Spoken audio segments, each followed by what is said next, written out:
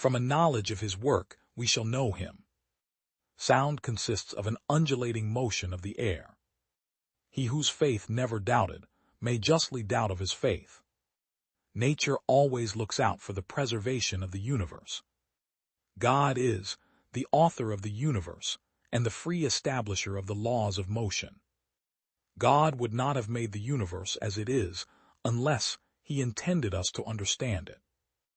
Even when we find not what we seek, we find something as well worth seeking as what we missed.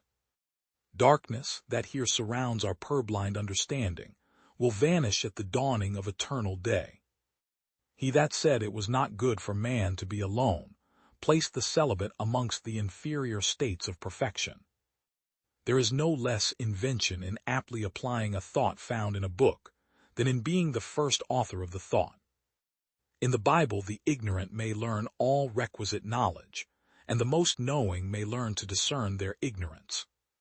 He that condescended so far and stooped so low to invite and bring us to heaven will not refuse us a gracious reception there. Well, I see I am not designed to the finding out the philosopher's stone. I have been so unlucky in my first attempts in chemistry. Female beauties are as fickle in their faces as in their minds. Though casualties should spare them, age brings in a necessity of decay. The gospel comprises indeed, and unfolds, the whole mystery of man's redemption, as far forth as it is necessary to be known for our salvation. As the sun is best seen at his rising and setting, so men's native dispositions are clearest seen when they are children, and when they are dying. I am not ambitious to appear a man of letters. I could be content the world should think I had scarce looked upon any other book than that of nature. Exalt your passion by directing and settling it upon an object the due contemplation of whose loveliness may cure perfectly all hurts received from mortal beauty. The generality of men are so accustomed to judge of things by their senses that, because the air is indivisible, they ascribe but little to it, and think it but one remove from nothing.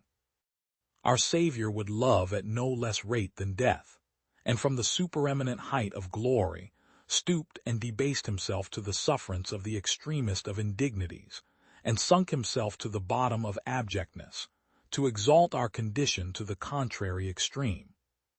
The book of nature is a fine and large piece of tapestry rolled up, which we are not able to see all at once, but must be content to wait for the discovery of its beauty and symmetry, little by little, as it gradually comes to be more and more unfolded or displayed. As the moon, though darkened with spots, gives us a much greater light than the stars that shone all luminous, so do the Scriptures afford more light than the brightest human authors. In them the ignorant may learn all requisite knowledge, and the most knowing may learn to discern their ignorance.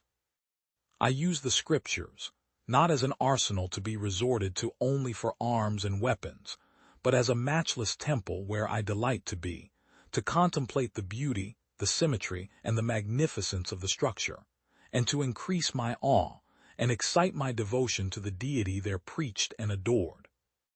And first, it seems not at all probable that if the omniscient author of nature knew that the study of his works did really tend to make men disbelieve his being or attributes, he would have given men so many invitations, and almost necessities, to study and contemplate the nature of his creatures. Of these invitations divers have been mentioned already, and more might be added to them, if we thought it requisite.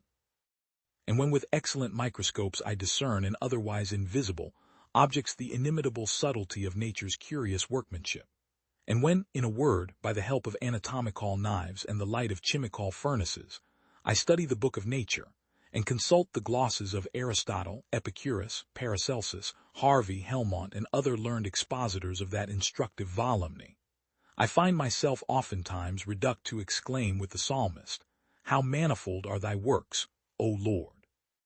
In wisdom hast thou made them all.